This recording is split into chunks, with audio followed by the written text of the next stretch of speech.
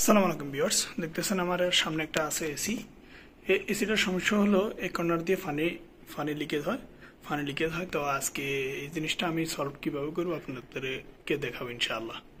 তো এই সমস্যার সমাধান করার জন্য আমাকে ইনডোরে আসতে হবে। ইনডোরে এসে ইনডোরের যে প্লাস্টিকের কভারটা আছে, প্রথমে আমাকে জালি দোনোটা বের করে নিতে হবে। তারপরে উপরের সেকশনে তিনটা স্ক্রু আছে বা তিনটা নাট আছে। আমি স্টার স্ক্রু ড্রাইভারের সাথে ওই তিনটে নাট সুন্দরভাবে খুলে নেব এবং ইলেকট্রিক্যাল ফ্যানেল বা এলডি ফ্যানেল যেটা, ওটার কানেকশনটা আমি বিচ্ছিন্ন করার চেষ্টা করব এবং বিচ্ছিন্ন করতে হবে, বা রিমোট সেকশন যেটা আর কি। আর আমি এখন ইলেকট্রিক্যাল ফ্যানেল যেটা ওটা খোলার চেষ্টা করতেছি। এখন খোলার পরেই কানেক্টার সিস্টেম থাকে এলইডি ফ্যানেলের তারটা, ওটা আমি খুলে নেব কারণ ওটা বোর্ডটির সাথে অ্যাডজাস্ট থাকে। তো ওটা খুলে নেওয়ার পরে আর আপনার তিনটা স্ক্রু আপনার এসির নিচেই থাকবে। টেস্টার বা কিছু একটার মাধ্যমে আপনাকে ওই জিনিসগুলো খুলে নিতে হবে।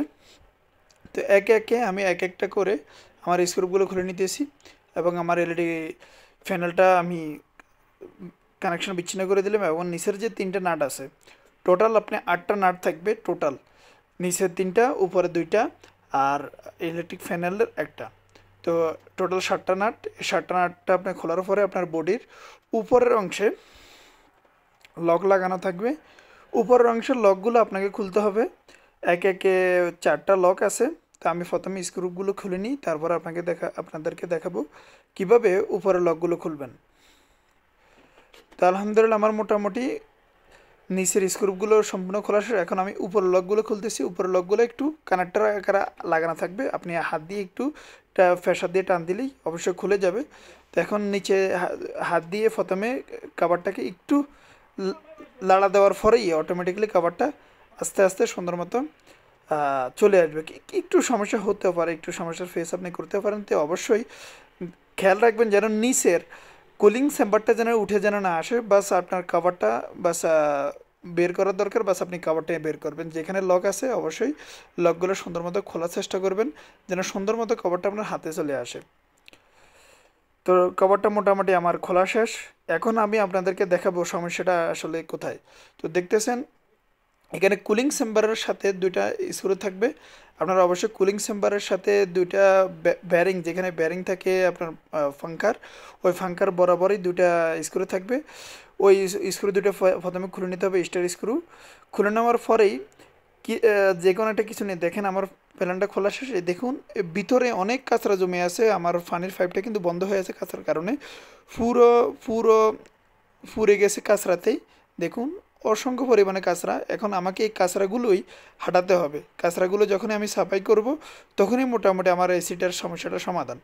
তো আমি কুলিং চেম্বারের ভিতরে যে কোনো শক্ত জাতীয় কিছু একটা দিয়ে আমি প্রথমে উঠিয়ে নিলাম। তারপর আমি তার জাতীয়, আপনি তার হতে পারে, ইলেকট্রিক্যাল কেবল হতে পারে, স্প্রিং হতে পারে, সকল কিছু দিয়ে আমি মোটামুটি প্রথমে পাইপটা ক্লিয়ার আছে কিনা ওই জিনিসটা ক্লিয়ার করে নিলাম।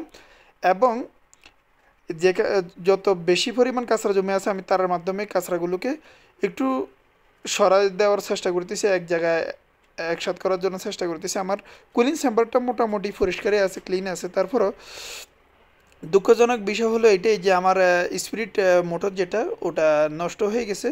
এ কারণে আমি আজকে স্পিরিট মোটরের সাহায্যে ক্লিনটা করতে পারি নাই। তো অবশ্যই এখানে হাওয়ার প্রেশার বা স্পিরিট প্রেশার মাধ্যমে আসলে ক্লিন করে থাকে। তো অবশ্যই আপনারা নিচে কিছু দিয়ে যেন পানিগুলো নিচে না পড়ে ওইভাবে আপনারা চেষ্টা করবেন, কারণ আমার একটু কম পরিষ্কার করা লাগবে, কারণ আমার নিচে কোনো কিছু না দিয়ে আমি কাজটা শুরু করে দিলাম। তো এইভাবে আমি কিন্তু বোতলের মাধ্যমেও প্রেশার ক্রিয়েট করে কিন্তু কাঁচরাগুলো আমি বাহির করার চেষ্টা করতেছি। তো মোটামুটি বোতলের ভিতরে একটু ছোট পরিমাণ ছিদ্র করে, মানে নিনজা টেকনিক যেটাকে বলে আর কি, ওটা ইউজ করে আমি এই ক্লিনটা করতেছি। তো অবশ্যই আমি প্রথমে কাঁচরাগুলো ক্লিন করে নিব এবং আমার এক মুদির আছে, উনি আমাকে ক্লিন করতে সাহায্য করতেছে। উনি একে একে বোতল দিয়ে পানি দিয়ে আমাকে হেল্প করতেছে। উনি অনেক হেল্পফুল মানুষ। তো দেখতেছেন আমি মোটামুটি কাঁচরাগুলো আমার 90% ক্লিয়ার হয়ে গেছে। তো এখন আমি উপরে চেম্বারে মোটামুটি পানি দেব। পানি দেওয়ার পরে ওখান থেকে অল্প কিছু কাঁচরা হয়তো আসবে, আসার পরেই বাস আমার কাজটা ক্লিয়ার হয়ে গেছে। এখন আমি মোটামুটি ইনশাল্লাহ ক্লিয়ার যে আমার সমস্যাটা সমাধান। তো এই সমস্যাটা সমাধান হয়েছে কি না কিন্তু আমি আপনাদেরকে ভিডিওতে দেখাইতে পারতেছি না, কারণ আমি অনেক দূর থেকে ভিডিওটা নিতেছি, কারণ আমার ক্যামেরাম্যান নাই। তো আমার যেই দুইটা নাট ব্যারিংয়ের উপর থেকে আমি খুললাম। প্রথমে ওই দুইটা নাট আমি স্ক্রু আমি লাগিয়ে দেবো এবং সুন্দর মতো টাইটভাবে, যেন পাংখা ঘোরার সময় পাংখা রোলটা ঘোরার সময় যেন কোনো সমস্যার সম্মুখীন না হয়, আর কুলিং চেম্বারের কুলিংটা যেন সুন্দর মতো হয়ে থাকে। তো প্রথমে আমি এই স্ক্রুপগুলো লাগিয়ে দিলাম। তারপরে আমি এখন প্লাস্টিকের চেম্বার যেটা, যে কাভার, এসির কাভার, ইনডোরের কাভার যেটা, ওটাকে আবার ইনস্টল করব। সেম পদ্ধতি, সেম সকল কিছু যেভাবে আপনি খুললেন একদম সেম অটোমেটিক সেম পদ্ধতি ইউজ করে আপনাকে লাগাতে হবে। তো প্রথমে আপনারা একটা জিনিস লক্ষ্য রাখবেন যে এলইডি প্যানেলের যে কেবলটা যেন অটোমেটিকলি আপনার বাইরের দিকে একটু টেনে নেবেন, যেন লাগানোর সময় কোনো সমস্যার সম্মুখীন না হয়। তো প্রথমে আমি উপরে লকগুলো লাগিয়ে নিলাম, তারপরে এলইডি কানেকশনটা করে দিলাম ইলেকট্রিক্যাল।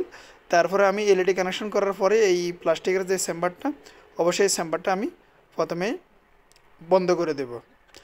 একটা স্ক্রুপ থাকে, একটা স্ক্রুপ দেওয়ার পরে অটোমেটিকলি বন্ধ হয়ে যাবে। আর সেন্সর যেটা কুলিং সেন্সর, ওই সেন্সরটাকে সুন্দরভাবে আমি বসিয়ে দিলাম এবং কাভারটা আমি টাইট করে নিলাম।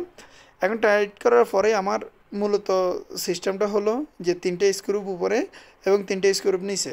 তো অবশ্যই আমি আমার ইলেকট্রিক্যাল চেম্বারটা লাগানোর পরেই আমি এখন একে একে আমার যে 3টে স্ক্রুপগুলো, এই স্ক্রুপগুলো আস্তে আস্তে আমি লাগাইতেছি। অবশ্যই আপনারা গুরুত্ব সহকারে দেখলে অবশ্যই বুঝতে পারবেন। তার নিচের স্ক্রুপগুলো অবশ্যই লাগাইতে আসি। তো এই ধরনের যত নিত্য নতুন, আমি সৌদি আরবের কাজ করতেছি, আলহামদুলিল্লাহ যত ধরনের কাজ আছে আমি ইনশাল্লাহ সকল ধরনের টেকনিক্যাল কাজগুলো পারি। তো আপনাদের রিকোয়েস্ট অনুযায়ী আপনারা যদি রিকোয়েস্ট করেন কোন ধরনের ভিডিও বানানোর জন্য, আমি সকল ধরনের ভিডিও আপনাদের কমেন্টের উপরে, আপনাদের রিকোয়েস্টের উপরে বানিয়ে থাকবো। তো অবশ্যই আমার ভিডিওগুলো যদি আপনাদের মাঝে হেল্পফুল হয়ে থাকে, অবশ্যই লাইক কমেন্ট শেয়ার করে আমার পাশেই থাকবেন। তো আমি এখন জালিগুলো ইনস্টল করে দিলাম। তো মোটামুটি আমার কাজটা মোটামুটি কমপ্লিট। তো অবশ্যই সাবস্ক্রাইব করুন আমার চ্যানেলটা। তখন আমি জালিটা বন্ধ করে দেখুন, আলহামদুলিল্লাহ আমার এসিটা কিন্তু বর্তমানে আধা ঘন্টা 1 ঘন্টা হয়ে গেলে চলতেছে, কিন্তু কোনো প্রকার লিকেজ নেই, কোনো প্রকার সমস্যা নেই। আলহামদুলিল্লাহ আমার কাজটা